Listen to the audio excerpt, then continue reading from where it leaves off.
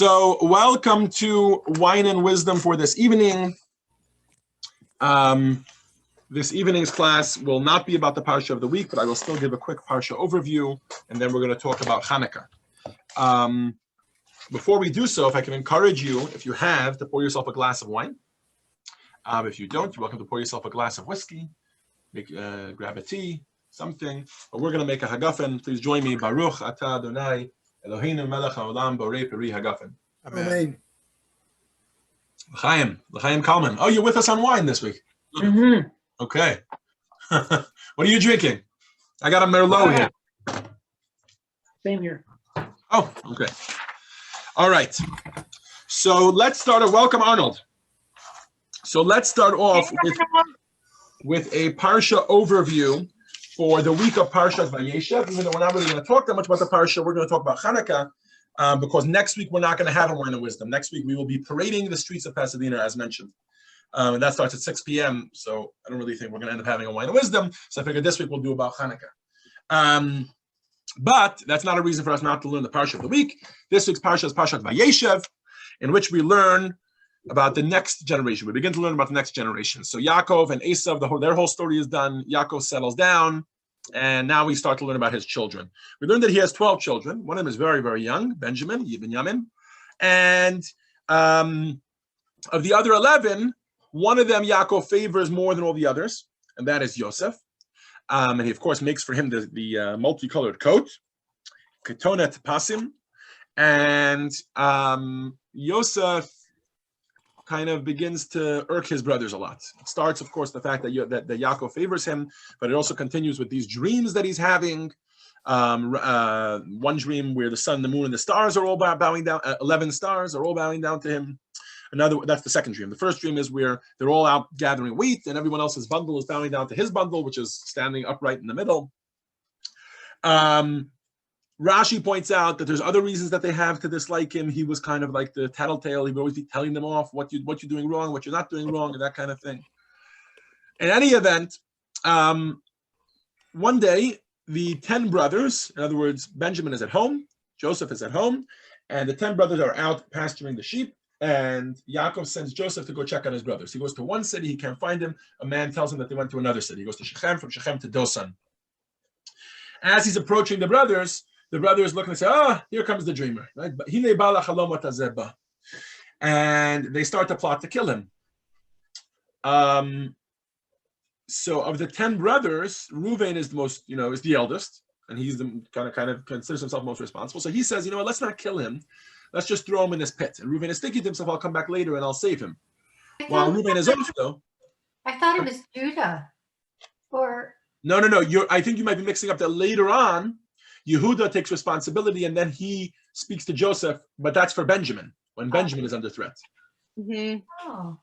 In any event, so Reuven's idea was, let's throw him in the pit, and then, we don't have to, and his excuse to the brothers is, we don't have to have his blood on our hands, and I'm going to go off to the side. Okay, the brothers, while they're standing there, notice a band of Arab spice dealers that are going down to Egypt, and they sell him to the spice dealers. They then take Reuven comes back. Of course, Reuven is mortified that they sold him, but of course it's too late. The brothers take Yosef's coat, which they did not let him take with him. They take it and they soak it in goat's blood, which apparently is similar to, or in consistency and look, or whatever it is, to human blood, and they bring it back to Yaakov. They never tell Yaakov that he died, but Yaakov says, must be that a while down and laid him up. And thus begins the long saga, 22 years, where Joseph is away from his father.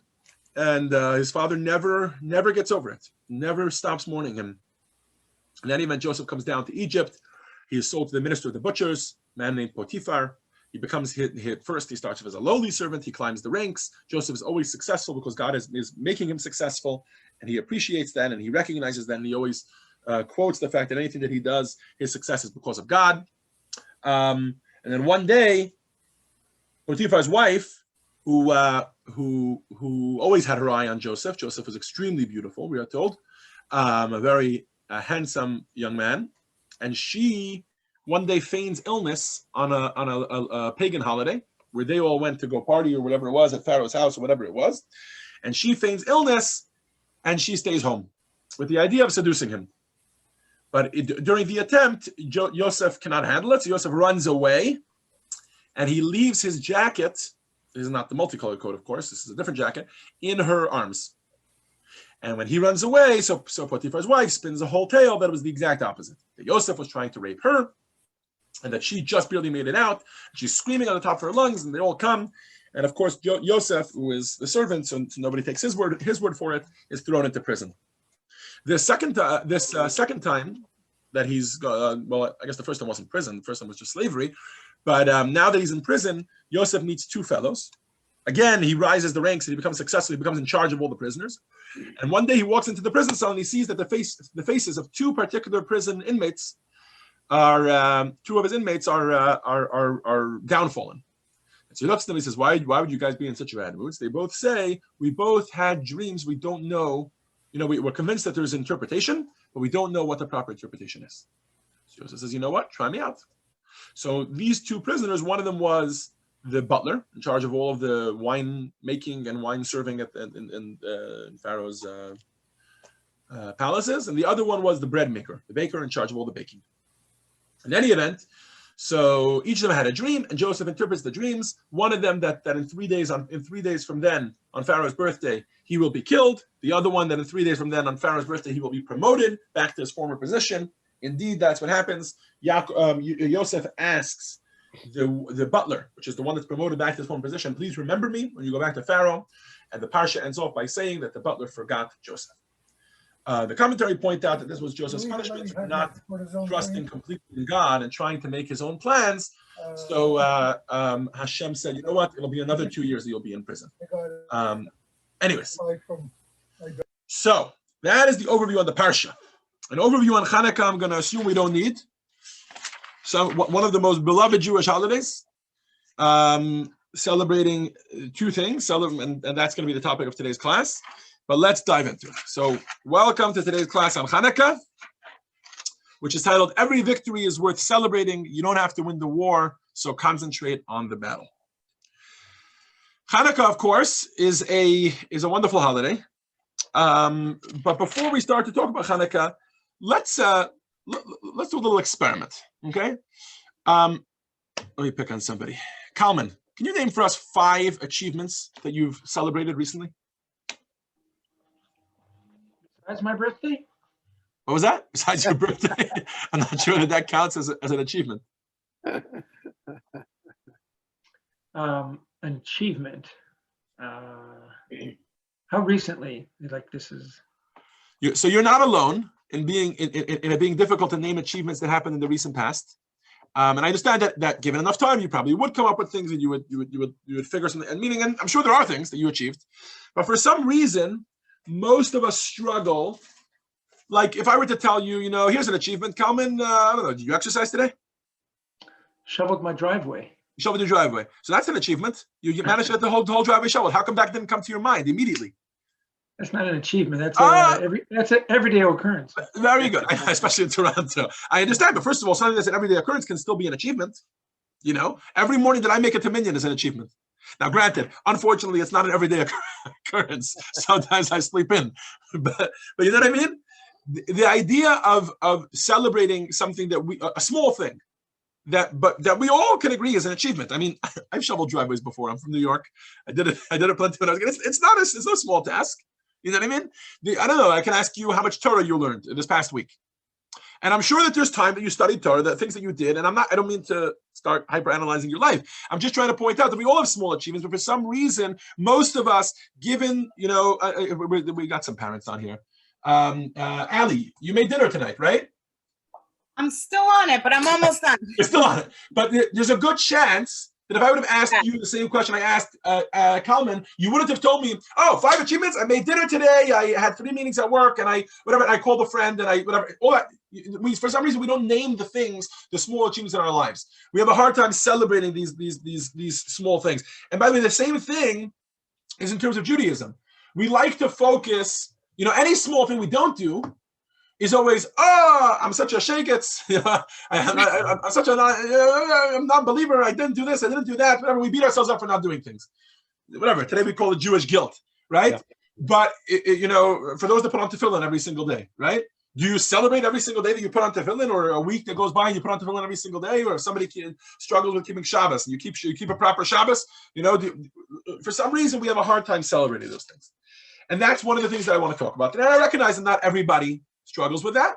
And that's one of the things that I want to talk about today. I'd like to talk about it through the lens of Chanukah.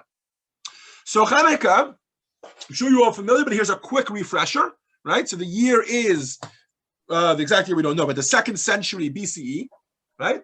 The place is the Holy Land of Israel, and the Jews are living for the most part peacefully, but they are not ruling the land. They have their temple, Second Temple era, and they are ruled by the Syrian Greeks. There's a little oppression, nothing Jews haven't seen before, but it really takes a new level with the rise of a particular king whose name was Antiochus Epiphanes.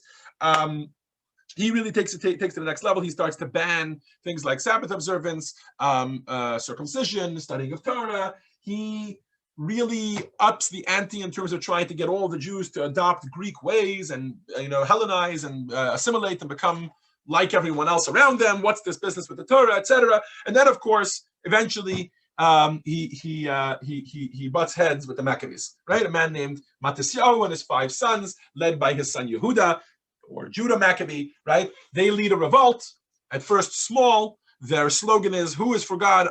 Come with me." They lead the way against, right, a small, tiny ragtag band of guerrilla warfare, and they attack, surprise, from this side, from that side, against a mega army. They win the war. And then they come to the menorah, they come to the temple, they clean up the temple, they want to light the menorah, there's no pure oil.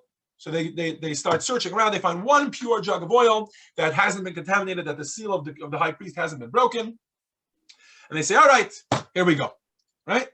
They light the menorah, but it's only enough for one day, and miraculously it lasts 8 days.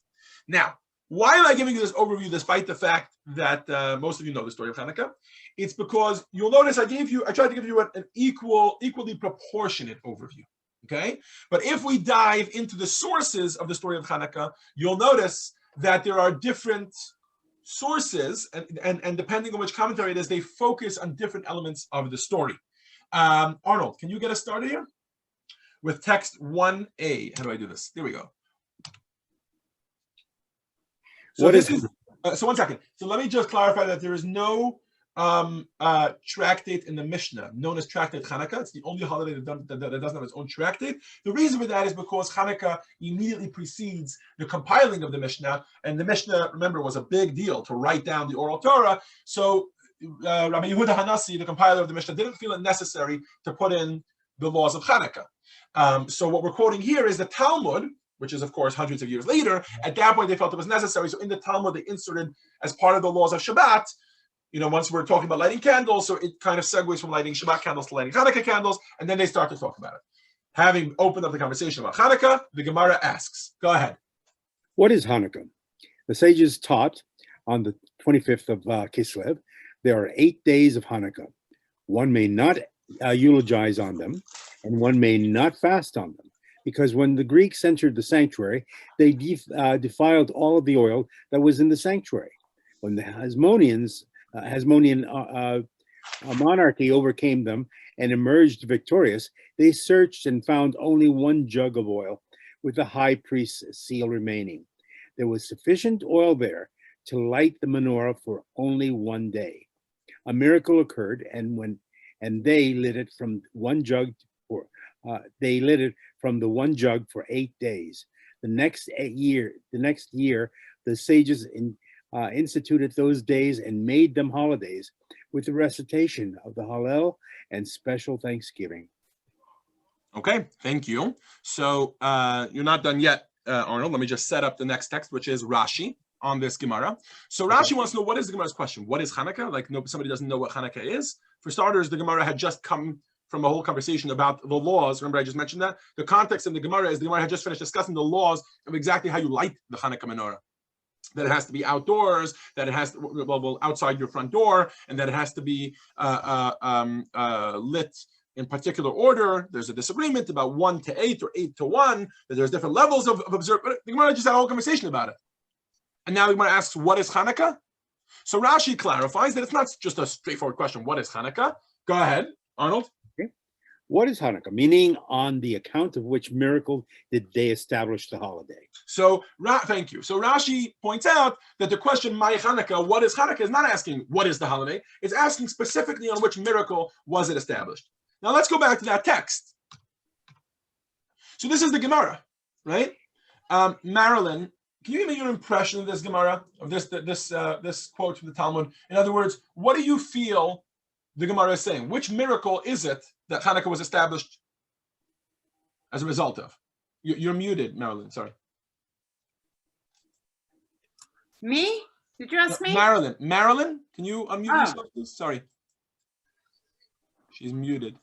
Marilyn, you're muted. Having trouble with the unmuted. Marilyn, you're muted. Oh, there we go. I There we think, go. I think Sorry about that. from this statement, from this Gemara, it would be that the oil lasted 8 days. Very good. In other words, or what we know as the miracle of the oil, right? The whole war and the fact that the Maccabees won miraculously is really mentioned very much in passing. In fact, it's mentioned almost as setting the stage for the oil. He says, when the Maccabees won the war and entered the sanctuary, they had this whole thing with the oil, and then it lasted 8 days, etc. And that's why we have a holiday, right? The Rambam, the reason why I'm stressing this is because this is only one opinion as to kind of the focus of the holiday. The focus of the holiday is the miracle of the oil. The Rambam takes a very different approach. Okay, and Marilyn, once you're here, why don't you read for us, please? Text 2a is Maimonides giving us the background of Chanukah. In the Second Temple era, the Greek kingdom issued decrees against the Jewish people, attempting to nullify their faith and refusing to allow them to observe the Torah and its commandments. They extended their hands against their property and their daughters. They entered the sanctuary, wrought havoc within, and made the sacred impure. The Jews suffered great difficulties, for they oppressed them greatly until the God of our ancestors had mercy upon them, delivered them from their hand, and saved them. The sons of the Hasmoneans, the high priests, overcame, slew them, and saved the Jews from their hand. They appointed a king from the priests, and sovereignty returned to Israel for more than 200 years until the destruction of the Second Temple. Thank you, Marilyn. What is glaringly missing so far from the Rambam's description? Miracle. Well, there's a miracle, the fact that they won the war. Well, miracle of the oil. The miracle of the oil. So now the Rambam does mention it. We're getting there. But he first spends some time discussing, that they won the war, and this led to Jewish sovereignty and 200 years of the Hasmoneans, etc., the whole thing. And in text 2b, which is a continuation of that a little later, he finally gets to it. Go ahead. When the Jews overcame their enemies and destroyed them, they entered the sanctuary. This was on the 25th of Kislev. They could not find any pure oil in the sanctuary except for a single jug. It contains enough oil to burn for merely 1 day. They lit the arrangement of candles from it for 8 days until they could crush olives and produce pure oil. That's interesting. Okay. Yeah. Well, this is the reason, right? The reason it was 8 days specifically was that's how long it took to get new oil to be ready for the Holy Temple. But is he? It sounds like he could be saying that they lit all 8 candles. Absolutely. They didn't light 8 candles. There were only 7 candles on the menorah in the Holy Temple, and they did light all 7. This was a mitzvah. This is actually a pretty, for some reason, a lot of people don't know about this concept. The menorah in the Holy Temple was a mitzvah that they did every single day. There were 7 branches, different than our 8 branches. Some people say that that's actually to differentiate, but obviously the most common reason is because of the 8 days of Chanukah. And it was a mitzvah to light it every single day, and it would last the entire day. It would be lit, and then they would come in the morning, and they would clean out the cups of oil, and then they would relight it. This was a mitzvah that was done every single day. In our prayers, the Shacharit prayers, when we describe the service that there was in the Holy Temple in the morning, we talk about it. So we say that this happened every single day. So them coming to do this after the war was only them trying to restore the mitzvah that was. Yes, I'm sorry. Go ahead. Well, so they lit the 7 candle or the 7 candelabra for 8 days. They did 7 lights for. Well, they tried to light it for one day. They started off lighting it for one day, and then miraculously it lasted for 8 days. Yes. Okay. In any event, so the Rambam seems to make a much smaller deal. Well, not much a smaller deal, but at least he makes a much bigger deal out of the war, the fact that the Jewish people won the war, in addition to the miracle of the oil, whereas the Talmud, and the way, at least the way Rashi interprets the Talmud, seems to be much more about the oil. Okay? And now we get to the Rambam obviously giving us exactly what we need to do on Chanukah as a result. I guess, Phil, can you read for us? You there? Maybe not. Ali? Yes. Oh, there you go. Phil, go ahead. yeah, sorry. Okay. Accordingly, sages of that generation ordained that these 8 days, which began 25th of Kislev, should be commemorated to be days of happiness and praise of Hashem. Candles should be lit in the evening at the entrance to the houses on each and every one of these 8 nights, publicize and reveal the miracle. Okay, and that is the holiday of Chanukah. Okay, now for the questions. So question number 1. The Rambam seems to be the first person to introduce this idea that we're celebrating the miraculous war that they won. The Gemara doesn't seem to say that. The Talmud doesn't seem to say that. And the Rambam, many generations later, seems to be coming and adding an added element here, or at least he's taking a small part of the Talmud and blowing it up, which is the fact that they won the war. That's a big part of the miracle here as well that we're celebrating. Okay, so first question is, how can the Rambam, directly add or contradict almost the Gemara? And conversely, how can the Talmud omit such a huge part of the story?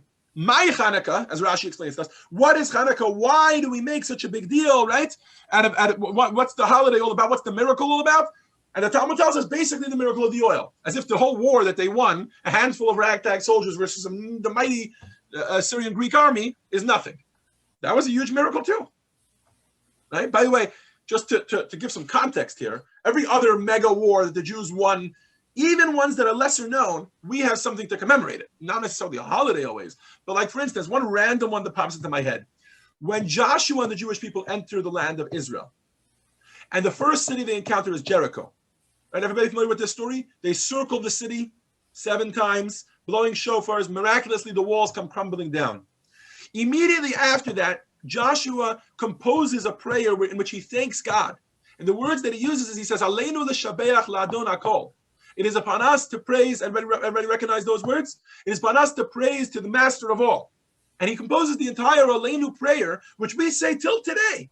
Every single time we pray, we end up the prayer with Aleinu. This is because of a war that we won, which it wasn't even, certainly it was a miracle that the walls came down, etc. But I'm saying, like, Chanukah was huge, right? So you would think that would be part of it. Why would the Talmud omit that? Okay? In other words, it seems that Rashi and the Gemara are taking one approach to focus on the oil, and the Rambam is taking another approach to, in addition to focusing on the oil, also focusing on the war, and we want to understand what's going on here, okay? Now let me add another element to that, okay? It's not just what is going on here, why would one focus on one focus on the other? Maimonides is not a historical book. It's not a history book. Maimonides rarely gives us stories of why things are happening and what's going on.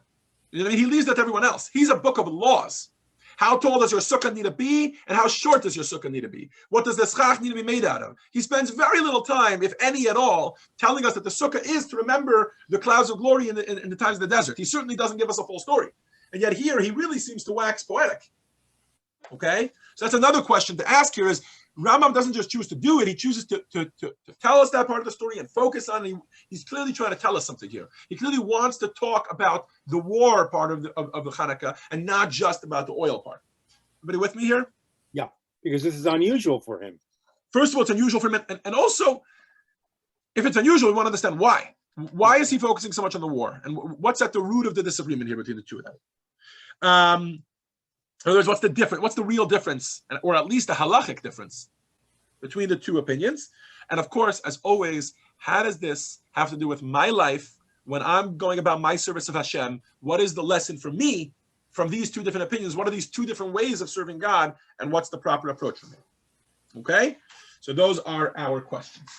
So let's start off on a very technical level with what is the halachic difference, okay? The halachic difference between the Maimonidean approach or the Rashi approach, okay? So it turns out that when it comes to, I'm sure there's a slide that I was supposed to be, let's see. Yeah, see, here we are. This is the one I was supposed to have on the screen. This one.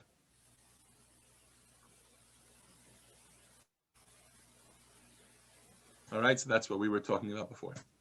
All right, so it turns out that there is one element of the celebration on Chanukah that there is disagreement about, halachic disagreement about whether it is mandated or not mandated, and it's going to turn out that that's based on this disagreement about whether you focus only on the oil, the miracle of the oil, or whether you also focus on the victory of the war.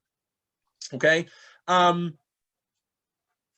Let's start off by reading it in the text. Kalman, can you read for us text 3a? This is Rabbi Yaakov ben Asher, otherwise known as the Tur. He is the first one to split any halachic work into the 4 columns, which we then later get to know with the Shulchan Aruch, the 4 sections of Shulchan Aruch. And that's why he's known as the Baal HaTurim. He also has a commentary on Baal HaTurim means master of the columns, because he splits it up into 4 columns. He also has a commentary on the Chumash. But this is his halachic work, and let's see what he says. Go ahead. Rabbi Meir of Rottenburg would say that many feasts some stage during the days of Hanukkah are only optional. There's no mitzvah to serve a special Hanukkah meal, since the holiday was not established as one of feasting and drinking, but rather one of thanksgiving and praise alone. Okay, so what's going on here? Let's just pause for a second to contrast to Purim. Okay, can anybody here name the 4 mitzvot of Purim? Melina, let's do some Jewish trivia. Melina, you with us here? Yeah, what's the question? What are the 4 mitzvot of Purim? I'll give you a hint. Well, getting dressed up is not one of them. That's why I chose you. one of them is to get inebriated to the point where you can't tell the difference between. No, also not a mitzvah. That's a custom. I don't know. You're supposed to read. You're supposed to read from the Megillah. Very good. That's one. Reading the Megillah. Giving to charity. Very good. Thank you, Ali. Giving to charity. Number 3. Number 3 is my most fun one. I can't believe you guys are forgetting it. Mishloach manot. But my birthday is Purim. I was born in Purim. So you should really know these. Mishloach manot. The most important is to eat and drink. 1 second. So we're getting it. So Mishloach manot would be number 3, which is to give gifts to each other. Gifts of food to each other. And then the last and final one is to have, or I'm sure I don't know the order specifically, but it's to have a feast. Okay. So in other words, there's 2 elements here. There's 2 elements here. One element is we're praising God. We read a whole Megillah about how God made a miracle for us and how amazing it is that God made a miracle for us, etc. Another one is that we have a feast to celebrate. Okay. These 2 things are 2 elements to a holiday that there can be. Chanukah, at least according to the Baal HaTurim, at least according to the Tur here halachically, does not mandate a meal. You can have one. Chanukah parties are great, but it's not mandated. Okay. Now the Bach continues this discussion. Who was reading for us? Frying? Like you have to fry? Fry? Yeah, don't you have to fry? On Chanukah? That's a custom. In other words, all the food things are all going to be customs based on this approach. That all this food is going to be, you're not required to eat. Anyway, Kalman, let's continue the conversation. This is the Bach, another big halachic work that we follow today. Go ahead. As a matter of law, I tend to disagree with Rabbi Meir of Rottenburg, in as much as the custom of eating festive meals on Hanukkah is already widespread and has been supported by the great rabbis of previous generations. The Marshal also writes that the Rambam implies as such by describing Hanukkah as being days of joy. Reb Shalom of Austria, not sure who that is, writes explicitly that on Hanukkah one should be joyous and partake in festive meals. So here we have a clear disagreement about what exactly is the approach to meals on Chanukah. Do we need to have a meal? Is that a mitzvah? Is that a halachic requirement that we should celebrate by having a meal? Right? By the way, to give a little context here, there is a concept in Jewish law called the Sudat HaOda'ah, which means a meal of Thanksgiving, where we thank God by having a meal. All right? So, for instance, if someone was very, very sick, and then they become well, or someone was suffering greatly, and then they overcome that suffering, they have an obligation to make a meal, invite their friends, and eat. Literally, wash their hands, hamotzi, and eat. And specifically, a meal is how we celebrate, and again, particularly physical things. Remember, I mentioned your suffering and sickness that you overcome, right? Because when you're saved in a physical manner, you should celebrate in a physical manner with a meal. So here we have two different approaches, and perhaps this can be the difference between the Maimonides approach or the Gemara and the Rashi approach. If you're celebrating just the miracle of the oil, that's much more of a spiritual victory, which we're going to talk about in a minute. Right. If you're celebrating the winning of the war, the miraculous winning of the war, so then you got a much bigger thing on your hands here. Well, not a much bigger thing, but a much more physical thing on your hands here, which is you are celebrating your physical survival, which Hashem gave you through this miracle, which Hashem granted you through this miracle by helping you win the war. And it's also a group a celebration. Whereas also it's not necessarily a group celebration. That's true. Which would be another, that would be another aspect of it. I can't believe whoever chose this picture and they put whiskey in the picture, there's got to be wine. This is wine and whiskey. Anyways. Okay. So practically speaking, when it comes to the festive meals on Chanukah, the accepted practice has become something in between. As the Shulchan Aruch writes in text 4, I think, Talmud, you were in the middle of reading for us, right? So why don't you finish off? This is all the halachic. The many meals which we add on these days are voluntary meals, since the sages did not establish them as days of feasting and joy. The Ramah says, some say there is somewhat of a mitzvah to add meals because the altar was rededicated during those days. The prevailing custom is to recite hymns and songs of praise during these Hanukkah feasts, and then they are, in any case, considered mitzvah meals. Okay, so this is the actual practice. All right, fine. So he says that there's room for both, and we should definitely do it. It's either customary or maybe it's required. Either way, we should definitely have meals throughout Hanukkah, and some say it's this way and some say it's that way. Okay. And he adds this added element of it, the fact that it might be to commemorate the rededication of the temple, which did mandate a festive meal. So we've gotten out of the way the simple question of what is the halachic difference between whether you focus on the war or whether you focus on the oil, right? The Rambam focuses on the war, therefore he says you also need to have a festive meal. The Rashi and the Gemara focus more on the oil, the miracle of the oil, therefore they say a festive meal is not so necessary. We're not celebrating as much. We're not focusing as much on the physical survival from physical oppression. But why? Why would the Rambam or Rashi choose to focus on one miracle over the other? What is the underlying way that they're looking at Chanukah, the underlying differentiation between the way they're looking at Chanukah, which makes them focus more on the war or more on the oil? Again, we pointed out that neither of them is denying the other part of it. Of course not. But why would they focus specifically on one over the other? Anybody have any ideas? I would think that one is, sorry, am I talking over somebody else's? No. No, okay. We're listening to you. Okay. To me, my impression is that the one focus is on what the Jews did themselves in the wars. This was a physical thing that the Jews did. Whereas the other one is the spirituality which God provided.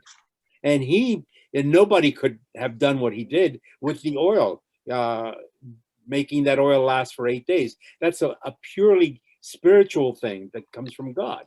So the focus is two different aspects. One is Absolutely. the human aspect, and Then there's the godly aspect. I love what you're saying here. Not that there's no godly aspect involved in the war. Of course, there's a godly aspect. No, of course. It was a miracle. Yeah. But you're saying it's a much more physical victory that they actually survived physically as opposed to surviving spiritually. Right. So it's important to get a little bit of background on what exactly was going on in Chanukah. Because just to clarify, the Jews had been under foreign rulership, foreign government for hundreds of years. There was no news. In fact, even the building of the second temple was under foreign rulership that allowed them to build that temple. It's not like they had kings. The first temple was an amazing period. King Solomon, and there was a Jewish kingship, and at least the beginning of the first temple was an amazing period. It's literally considered till today the most peaceful time in Jewish history. The second temple was not that way. It was by no means the ultimate time of Jewish history, even though we had the second temple, which is a huge thing, especially because together with that comes the Sanhedrin, the 70 rabbi court. It was like the Jewish Supreme Court that really ruled the Jews. It was an amazing thing. Right. But it's important to understand that they were still under foreign rulership. So what happened that the Maccabees decided to revolt? Let's take a look at their name. Anybody remember what Maccabee stands for? Hammer. Maccabee means a hammer, but more importantly, they're from the Hasmonean dynasty. What? They're from the Hasmonean dynasty. They are from the Hasmonean dynasty, but the word Maccabee, Mem Kaf Bet Yud, common, I forgot, actually. You forgot? Mi Chamocha Ba'elim Hashem. Oh, yes. Oh, okay. Right, which means who is like you, O God, among the strong.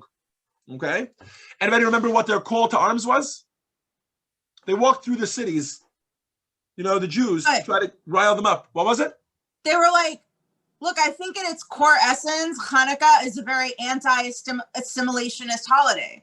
Absolutely. That's what it is. It's a nationalistic. Absolutely, but I want to talk about one specific element. They would walk around and they would say, Mi la Hashem Elai.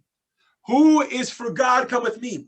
In other words, they weren't necessarily looking for strong people. They were looking for believers. That's what they were looking for. And Malina, I'm not taking away from the assimilation aspect. That's a huge aspect of it. But right here, right now, we see a spiritual aspect right away to the beginning. Okay? Now, let's look historically when they started the uprising. Down to like the story which inspires Matisyahu and his 5 children and Judah Maccabee to literally start the revolt. Okay, so for starters, it all comes to a head. Okay, so let me just give you some dates here because they give me the dates here, which is easy to say, and you get to see some context. Israel had been under foreign occupation from the destruction of the first temple by the Babylonians, which was 423 BCE, until the revolt by the Maccabees, 140 BCE. Okay, so we're talking about 300 years that they had been under foreign leadership. That wasn't their problem. It wasn't the fact that, we don't have our own independence. This wasn't a Jewish independence war by any means. Okay, so what does happen? What happens right around 140 BCE is that there's a new ruler of the Syrian Greeks, a man by the name of Antiochus, who they used to call Antiochus Epiphanes, which means the madman. He was officially Antiochus IV. He came to power in 174 BCE, which I get it is 34 years before the revolt. And he starts the systematic suppression of not just Jews. Okay, that had been happening for so many years. This was a wartime, the Syrian Greeks had just conquered the entire world, I believe from the Persians, if I'm not missing any periods there. And therefore they have to pay now for the whole war. Who always pays for wars? The Jews. They laid a heavy tax on the Jews, and the Jews were suffering tremendously at their hand. This was not freedom by any stretch of the imagination. But what happens with Antiochus, this ruler who literally becomes the villain in the Chanukah story, what happens is that he starts the suppression of Jewish belief and practice.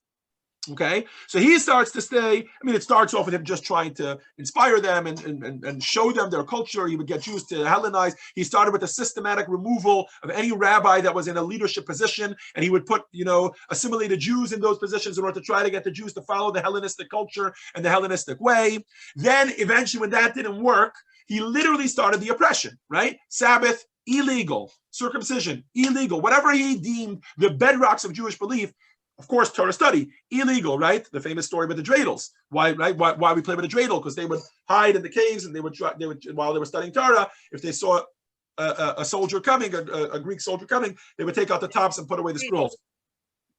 But the idea was to uproot any supranational belief in God, any of this religious business, and let's start worshiping the body together with the rest of the Greeks. Join the Olympics and join all these, exciting things. It's all about the body, and it's all about, serving ourselves. There were also Greek pagan gods, all that sort of thing.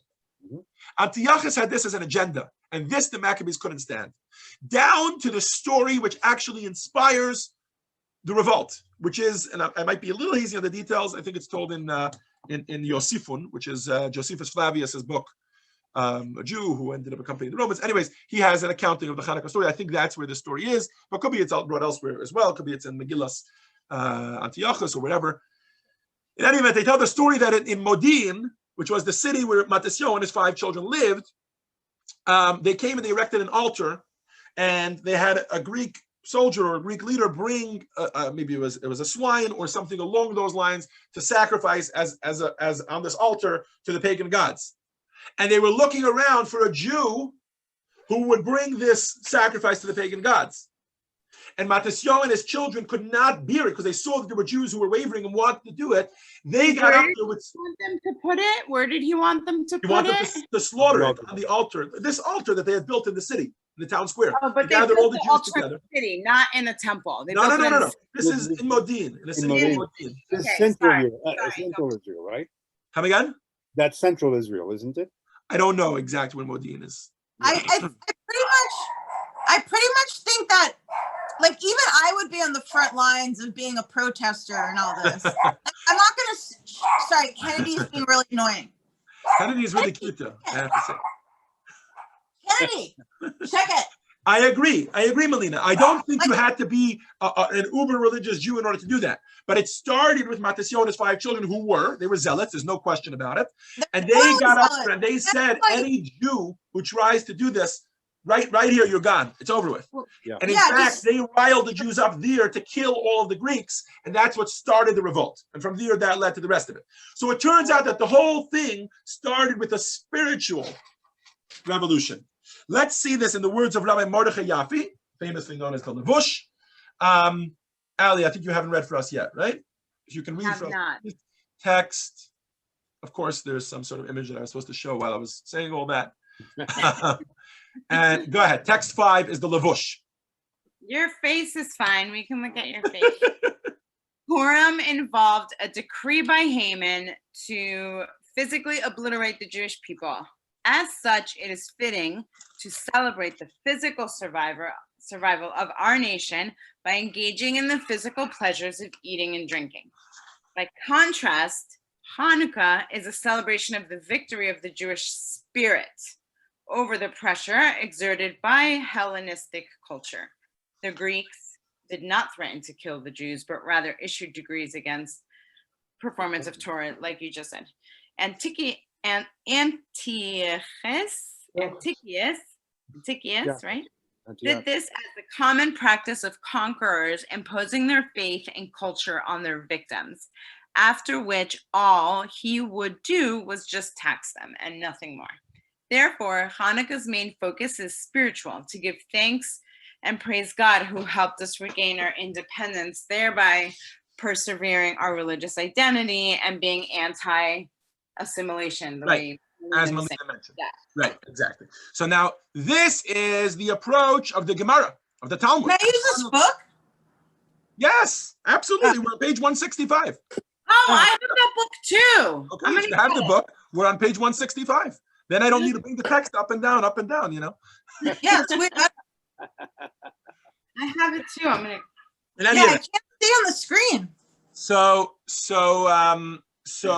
the Talmud, as Arnold mentioned, is taking a spiritual approach, which to a degree is really the approach to take when it comes to Hanukkah.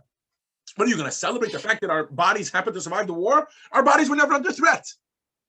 So then what is the Rambam celebrating? Why is the Rambam? So the Rambam doesn't take away from that. He definitely talks about the miracle of the oil, says we're celebrating the miracle of the oil because we're celebrating the spiritual part of Hanukkah. But he says in addition to that, there's also the physical element of Hanukkah. In other words, the argument between Rashi and the Rambam here is whether we celebrate only the end In other words, the accomplishment that we have that we didn't assimilate and we're still around, or also the means with which we got to the end, which is the war, which was a war against assimilation. Okay. In the words of the Rebbe, Ron, if you can please read for us, text 6 is the words of the Rebbe explaining the difference between Rashi and the Rambam, or at least the view of the Rambam. What's going on here? Go ahead. The argument between the two views, Hanukkah being established for the military miracles or only because of the miracle of the oil, is not an argument over fact. All agree that the physical oppression began as a result of spiritual suppression. The argument is rather a matter of opinion. Is a joyous holiday warranted for a physical redemption precipitated by religious decrees or not? Thank you. So the Rambam says, look, I get it. It's a spiritual conversation. Of course it is. And that's why Hanukkah has to primarily be a spiritual, a holiday. And there's no question whether the Hanukkah today is a very spiritual holiday. I get it. We eat donuts, sufganiyot, and latkes, and all the exciting stuff. But there's no question that when you light that menorah, there's a very powerful message of light over darkness. There's no question. And that's, but by no means, by all, whoever would tell you about Hanukkah, the first thing we talk about is the menorah, and probably if you ask them for a message, they would say it's the light over darkness, religious freedom over oppression and that kind of thing. And that's at every public menorah lighting. That's the speech. And any White House video that they put out, that's the message. But the Rambam is saying you cannot ignore the fact that they also fought a physical war, and that was miraculous, and that's also something we need to celebrate. And that's why the Rambam is of the opinion that we also have to have a physical meal in order to celebrate that. Okay? Because odds were really against them, right? It was like 300 guys versus like 20,000. Huge. Right? First of all, that's just a numbers business. And beyond numbers, they were also much more skilled. The Syrian Greek army was an army. The Jewish army was not an army. It was at most guerrilla warfare.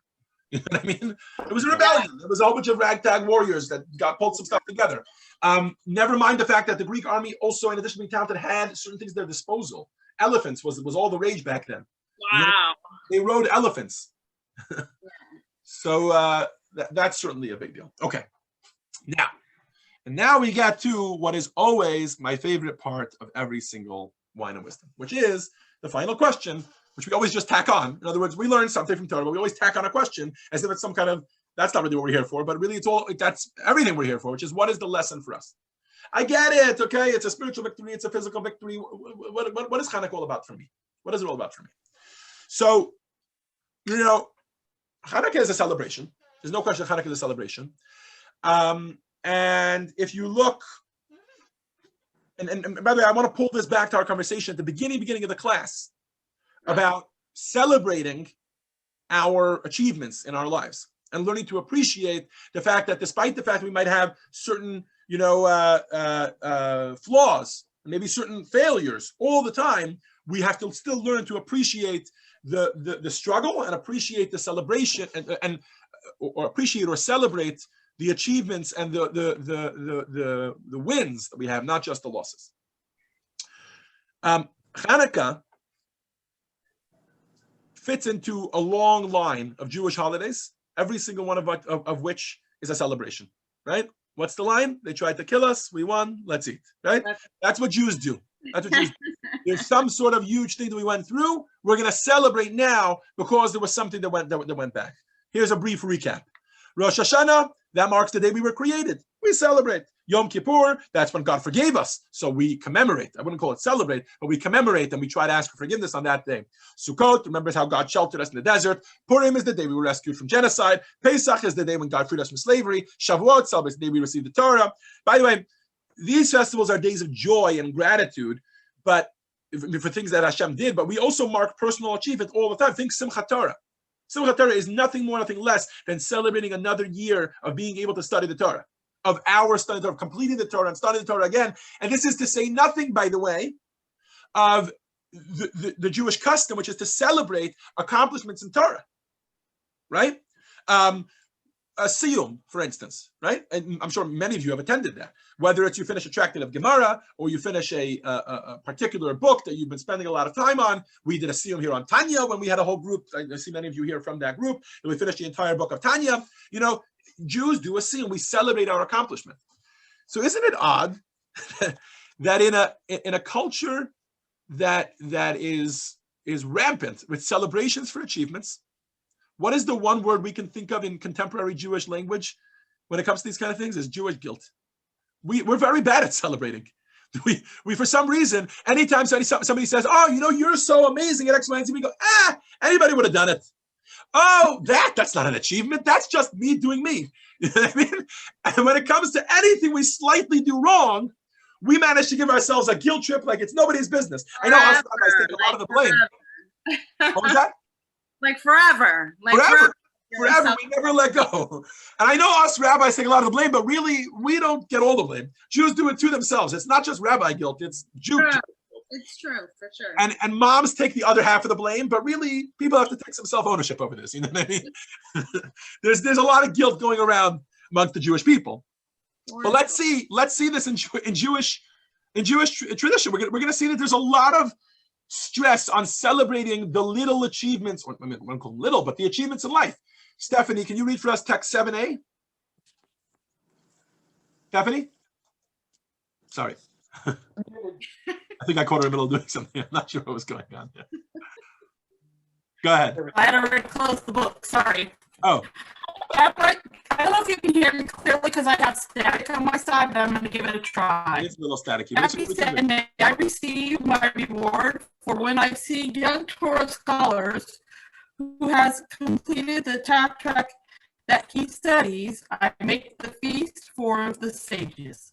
Thank you. In other words, there was a custom that he had, that anytime he would see a young scholar finish a tractate of the Talmud, he would make a huge party. He would throw a party. Who said Jews don't know how to party? Jews know how to party. Melina, text 7b. Okay. Can you hear me? We hear you loud and clear. Okay. She's reading. It is a mitzvah or a joy to make a festive meal when one completes a tractate of Talmud. This meal is considered a mitzvah meal. Thank you. Anything else? No, that's good. You're good. Hebrew? Can we do a mitzvah meal when we complete other things too? Like accomplish other mitzvahs? Absolutely. If it's something that you feel is a huge accomplishment, it's something that's very big, absolutely. People do that all the time. Like I gave up wearing pants 5 years ago or something, and I literally haven't worn pants. That's amazing. I've never heard of somebody doing that, but I don't think it would be a bad idea to do that. Stop wearing pants? Well, I'm a woman. No. I said I've never heard of anybody making a meal in that honor. No, I'm just saying sometimes we have accomplishments that 100%, have to do with mitzvahs. Like it's a mitzvah. But by the way, Ali, think about the secular world too. We do this in the secular world too. We say to ourselves, if I can finish this task, if I graduate from whatever, even while being a single mom and whatever, then I'm gonna take a vacation to wherever. You know what I mean? Like we do these things. Right, but we just stick around and make a meal out of it. You should definitely have a festive meal in honor of that, because you went remember we were go shopping together, in Pico? Yeah. I had 2 pairs of skinny jeans that were the last ones I hung on to. It was one of the last things I did before my That's huge. Abby, that's huge. Obviously, it was a major really challenge. took over. That's when it was completed. When I my what do you call it? Hachlata, about dressing kids, became complete. Well, that's a really good first essay topic. You should write about that. I think that's a huge accomplishment, Ali, and that's something that should be celebrated, especially since it seems in the way you're describing it like it was a huge challenge for you. Well, yeah, being a Baal Teshuvah is a very challenging thing. So this is exactly what we're getting to. This is exactly on a regular basis. So where does the mistaken identity come from? Okay, here's the problem. Very often we mistake our actions for our personality. When we look at ourselves, when we consider success, we feel like a fraud calling ourselves a success or calling that an achievement when we know that there was some sort of failure. What do we mean by that? Okay, imagine a parent. Okay, we'll take some examples that I think many people can relate to.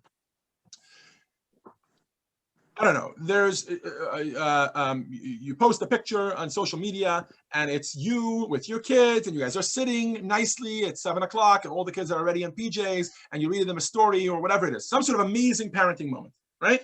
Now, you start to get all these comments on the bottom, and it says, wow, you're such an amazing mom, you're such an amazing dad, I can't believe you're doing that, it's so amazing, you see your kids are so lucky, it's so amazing for your kids. What happens right away? Come on, Jews in the crowd. What happens right away? We start to feel guilty. I'm not such a good parent. One time I caught a good picture of me being a good parent. I'm not a good parent, I'm a terrible parent. Yesterday I screamed at my kid. In fact, right after that picture was taken, one of my kids spilled their cup of whatever, lemonade, all over the blanket, and I screamed at all of them, and I sent them all back to bed, and that's it, over, finished. And I see I'm a terrible parent. Right? Yeah. Speak to a Jewish teenager. Tell me one Jewish teenager that you could look at them and say, I don't know, Mendel, you're an amazing boy. You know, you got an 80 on your test, a 90, 100 on your test. Amazing. You're doing amazing at school. And they'll say, this test, it's because the subject was easy. That's why I got an amazing test. Really, I'm a fraud, and I'm a terrible student, and I never always get terrible marks, and I wish I was better. Right? And I can never get myself to be better. What's going on here? What's going on here? The mistaken identity is that instead of judging ourselves based on who we are, we're judging ourselves based on our actions. Okay? Not that actions don't matter. We're not saying here that actions don't matter. But what we're saying is that we have to learn to focus on who we really are. Who are we really? So to this, which book do we have to go to? Anybody? Where are we headed next? I think this is obvious. To the Tanya. We have to go to the Tanya. Tanya's so hard. Tanya's very hard. Okay, you tell me if the next 3 texts are hard. Ali, why don't you read the first one for us, okay? You did ask for it, I'm sorry. So who are we really? For this, we turn to the Tanya. The Tanya gives us an amazing analogy. Instead of looking at yourself as an all or nothing, and this is your personality, if you did something bad, then you're a bad parent, or you're a bad student, or you're a bad husband, or you're a bad spouse, or whatever it is. Instead, look at yourself as a work in progress. Let's talk about that for a second. Okay? Go ahead, Ellen. The body is called a small city. Imagine 2 kings waging war over a town, each one wishing to capture it and rule over it, namely to dominate its inhabitants according to his will, so that they obey him in all that he decrees for them. So it is with the 2 souls, the divine soul and the vitalizing animal soul, that comes from Kalipa. The wage war against each other over the body and all of its limbs. Wow. So this is based on the Alter Rebbe's revolutionary concept, which is that we have 2 souls. Okay. Up until the Alter Rebbe, this was not a very widespread idea. Most people said there was a Yetzer Tov and a Yetzer Hara, which means you have a good inclination and a bad inclination. What's the difference between an inclination and a soul? An inclination, if you have an inclination one day for chocolate and the next day you hate chocolate, the next day you hate chocolate, the next day you love chocolate, the next day you hate chocolate, the next day you love chocolate. What's that called? What? Indecisive. Indecisive, that's a nice word for it. I would call it schizophrenic, multiple personality disorder, something like that. Probably, it's a cluster B borderline personality disorder.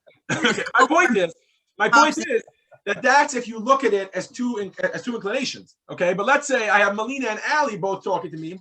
One day, Melina comes to me, tells me she loves chocolate. Ali tells me she hates chocolate. Next day, Melina again says she loves chocolate. Ali tells me she hates chocolate. This is not a contradiction in terms at all. It's 2 different people, right?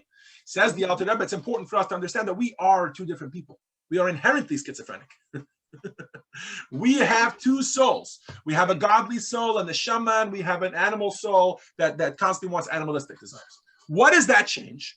That changes that whenever you look at a moment in your life, any particular moment, any particular challenge, the way you're looking at this now is a struggle. It's a little city, it's a small city that 2 sides are waging war over. And at times this one is winning, at times that one is winning. So now, instead of when you're a bad parent telling yourself, I am a bad parent, what is it? It's still not a good thing. It's not a good thing to be a bad parent. It's not a good thing to do something wrong in Judaism. It's not a good thing to be a bad student. But what's going on there is not that you're a bad person, but rather that somebody is overcoming the battle in this war. Your animal soul is now governing for a brief moment. But you can take that back by bringing your godly soul and having the godly soul push back. Right? Now, this affects our mentality. It affects our literally our emotional level on a very, very fundamental level. Why? So what we're going to do is we're going to fast forward now to the, how did I get this here? There we go. But see, I didn't understand that, Tanya. Tanya's really hard to understand. What, Ali, don't just keep saying Tanya's hard to understand. Was it hard to understand that paragraph we said? at first, like now it's a little bit better that it's about the good and the evil, but I didn't get it fully on just the text, like by looking at the text. No problem. That's why we're here as a group to discuss this.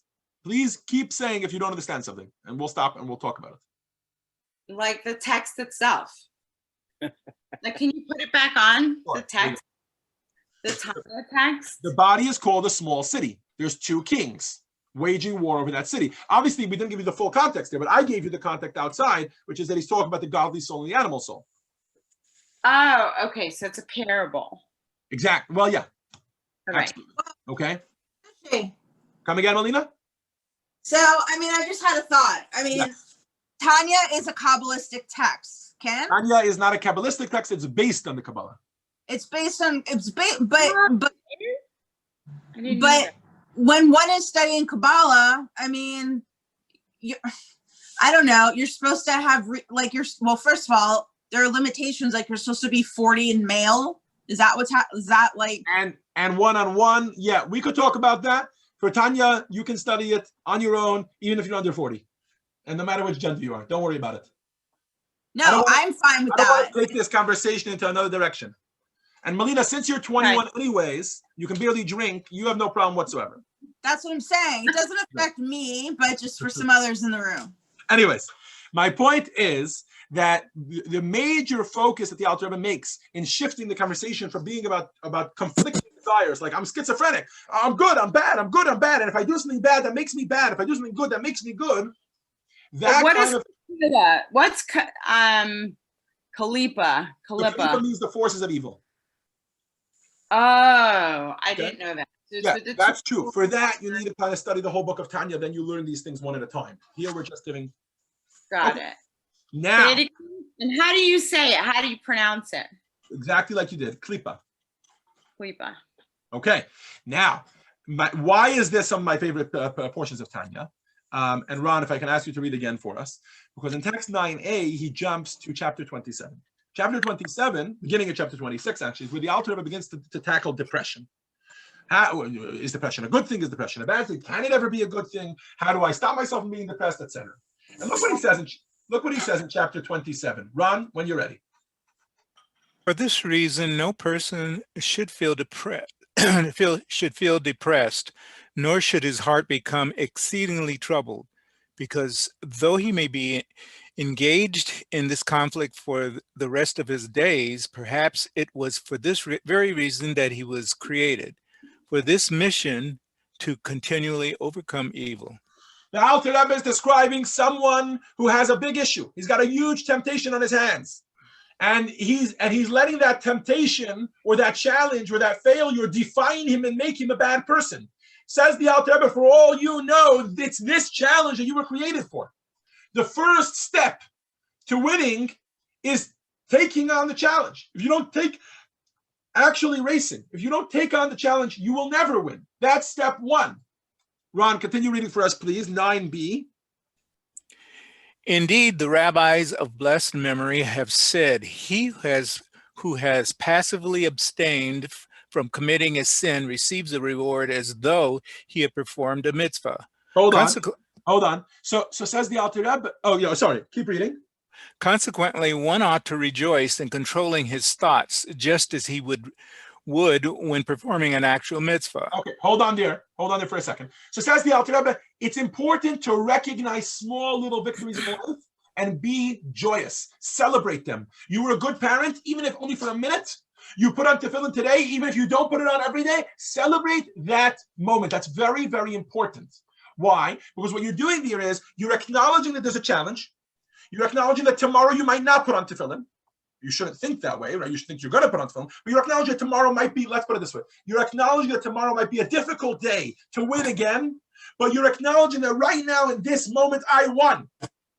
And my godly soul is the king and the ruler and the governor of my body and my life and my impulses. And that's a very, very important thing. Why? Because it's precisely in that moment that the Yetzer Hara comes, that the animal soul comes and says, ha, ha, ha, you think you're gonna celebrate the fact that you were a good parent for 1 minute? You're a terrible parent because of X, Y, and Z. Is that true? It couldn't be farther from the truth. Keep reading, Ron. Moreover, sadness on account of the propensity to negative thinking only comes from conceit. He simply does not recognize his place. Hence, he is sad at heart because he has not attained the rank of a tzaddik.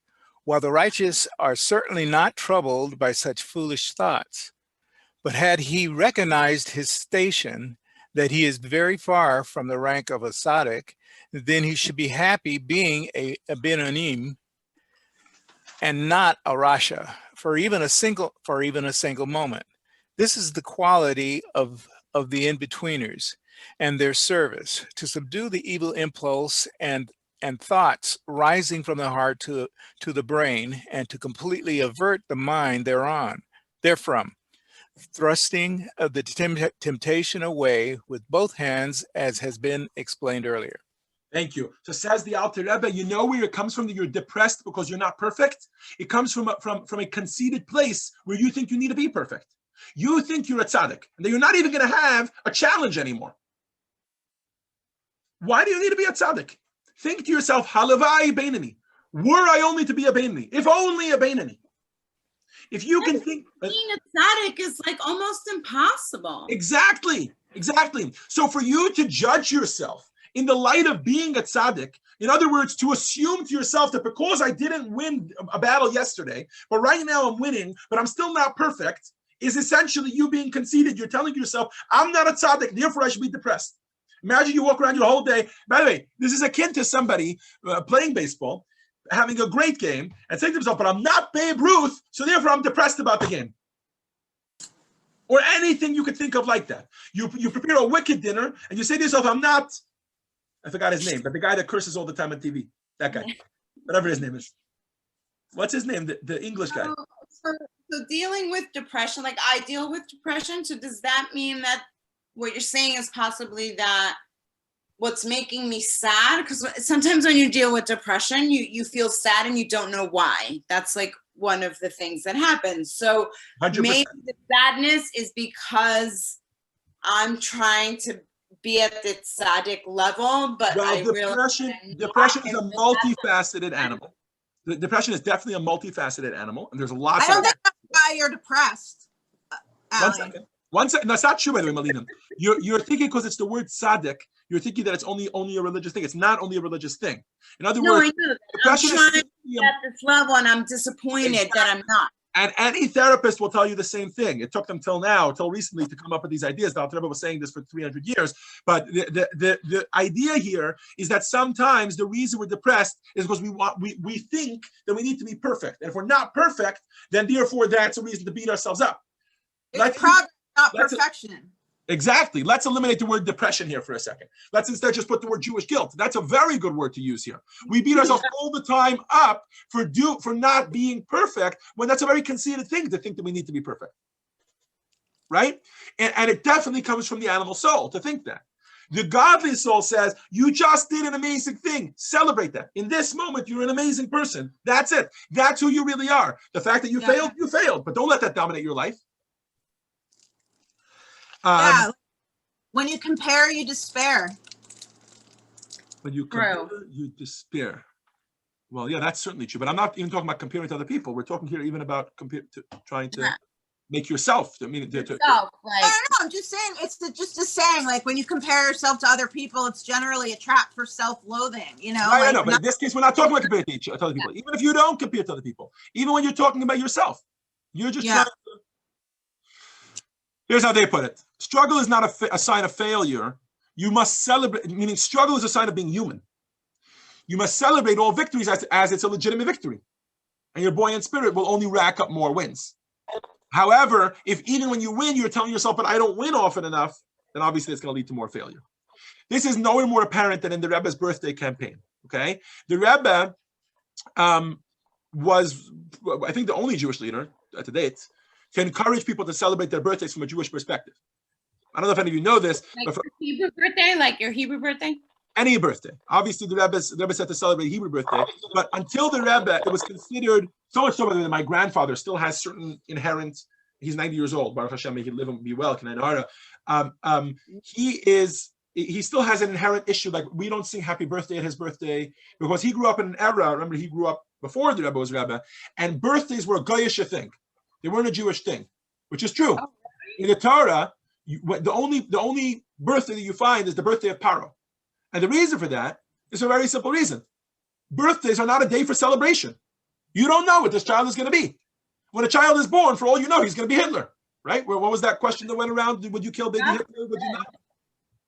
Right? What was that? There was a question a couple of years ago that went around. If you knew of a baby Hitler, would you kill baby Hitler, right? Whatever it was.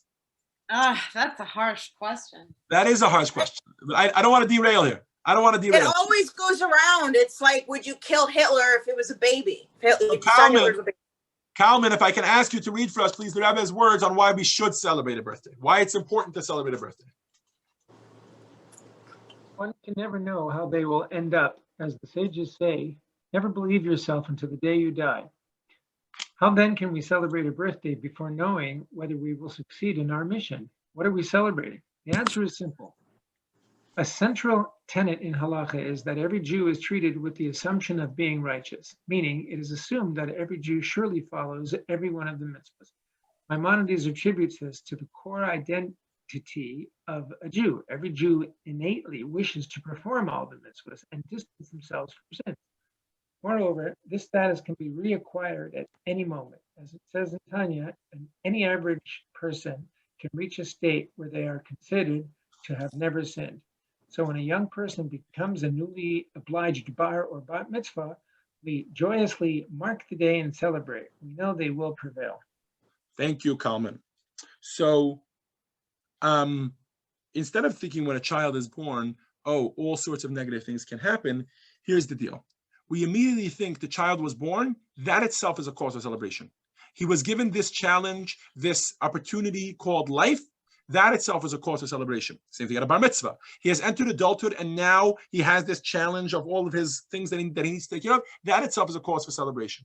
You know, very often another cause for depression is that we tend to judge ourselves based on our actions. So if we've accomplished something, then we say, oh, I feel very good about myself because today I did X, Y, and Z.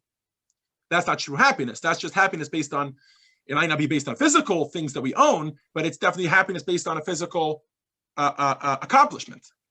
Alter Rebbe in Tanya says the ultimate goal is to learn to appreciate that the very fact that I am alive, the very fact that I have this opportunity to serve God, the very fact that I was gifted with the challenge, with the struggle, even though I didn't overcome it yet, that itself is cause for celebration. And that's why the Rebbe said we should celebrate birthdays. Of course, we don't just celebrate birthdays. It goes hand in hand with, on your birthday, taking stock and figuring out where you're holding in terms of how well you're doing in this challenge of life. If you're failing, right? But and nobody's saying that you shouldn't keep moving forward. Of course you should. And we're going to talk soon about how you can be inspired with that. I know we're overtime here, but we started 10 minutes late, so I got some time. So the Alter Rebbe tells us, if you are in this world, then you are here on a mission. You're born to struggle between good and evil, and that's always going to happen. But if you were entrusted with that awesome task to win, that itself is cause for celebration. And that's why the Rebbe believes that we should celebrate birthdays. And not just celebrate them, but take stock on those days to see how well we're doing. But what if the internal war becomes overwhelming, right? That's what everybody wants to know. It's nice that we celebrate the birthday, but now's not my birthday. And it's not my bar mitzvah, it's not my bat mitzvah. We're way, way past that. And I'm not winning necessarily, right? And I'm intimidated because it's a huge war and it's a mammoth task to win in life and to overcome all the challenges and to actually make a better person out of myself and a better world and be a good parent and be a good student and all the good things. So for this comes the Rebbe and says, learn from the Maccabees. Melina, can you bring this home for? Oh, 1 second. You know what? Marguerite hasn't read for us. I just don't know if she's there. Marguerite, are you here?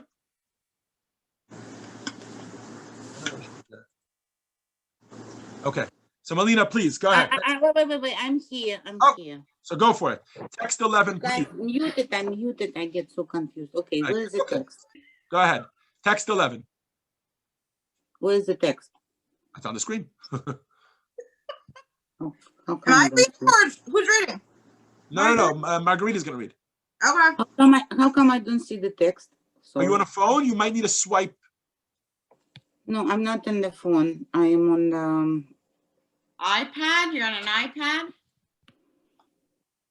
I'm on my iPad. I cannot see Yeah, the text. iPad, you need to scroll also, Marguerite. Yeah, all the way to the left.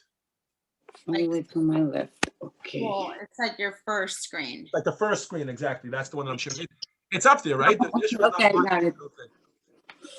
You found it? No, sorry, I cannot find it. Strange. Okay, I'm sorry. Okay, so Malina, go ahead. Okay. The message of all Hanisim, right? Yes, go for it.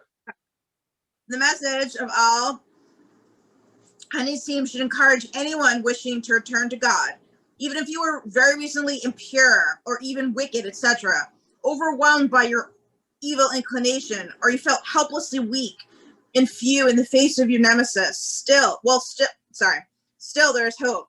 Hold on. Let me just point out that the Rebbe keeps quoting. This is the Rebbe talking. The Rebbe, all those words that have been quoted, impure, wicked, weak, few, those are words that we read about in Baal Nissim, that the weak were able to overpower the strong, the few were able to overpower the many, etc. Go ahead. No, it's a powerful part. Okay. You must know that your true identity is holy, righteous, and dedicated to the Torah. This is who you really are. Internalizing this will enable you to overcome the past. Every one of us will eventually come around and build our personal temple. Just as it happened in the temple with the Maccabees, we will empty ourselves of all the toxic waste. Then we will clean and purify our temple until finally we will light up our souls with a flaming passion for good. We will then merit to thank and sing praise to his great name. Amen. That is All those so quotes. Talk about a dramatic ending. Yes, That's absolutely. so But all good. those, let me just point out that all those words that the Rebbe is quoting are all directly from Al Nissim. So I want to end off like this. Al-Nissim. Al Nissim is the extra prayer, the extra paragraph that we put into the prayer on Chanukah, celebrating or commemorating the Chanukah. Yes. So Go let on. me just end off on this note. This was like his Martin Luther King moment. 1 second. Let me just end off on this note. I talk to many Jews today who will tell me that they feel a little bit conflicted. They even feel like, especially Jews that have a head on their shoulders, and they actually think about Hanukkah for a minute, and they feel a little bit like almost hypocritical celebrating Hanukkah. They're like, Hanukkah is a celebration of religious belief over assimilation. In other words, there were Jews at the time who were assimilating, and this was the overpowering of that, where the Jews were not assimilating anymore, and assimilation wasn't overpowering the Jews anymore.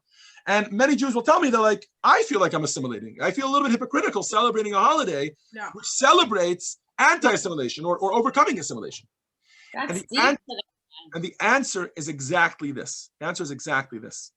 That attitude is the attitude of not celebrating the small parts of us. Why? Because we believe that our actions are who we are. And because I don't keep every element of Torah, therefore I am not a good Jew. I hear this from Jews all over the place. I'm not a good Jew, I'm a bad Jew. There's no such thing as a bad Jew. That's exactly what the Alter Rebbe and Tanya is trying to teach us. A Jew is a Jew is a Jew is a Jew because of his neshama. And therefore, at an inherent level, he is connected to the Torah and he is winning. And therefore, anytime you win, that's when you're connected to who you really are. And that's why we should celebrate those little achievements. Because every time that we do what's right, we are connecting to our true identity and who we really are. And when we don't, that's us denying our true identity. The Talmud says, a person does not commit a transgression. He doesn't do an Aveira. He doesn't transgress the will of Hashem unless a spirit of folly entered their experience. How powerful is that? It's not who you are. You're not the one sinning. It's the evil inclination overtaking your true identity, which is your neshama. And Chanukah reminds us that at our core, that's who we are, and we should never, ever give up fighting. Thank you all for joining us for this so good. class of wine and wisdom on the topic of Chanukah. It was great. Thank you. That was so good.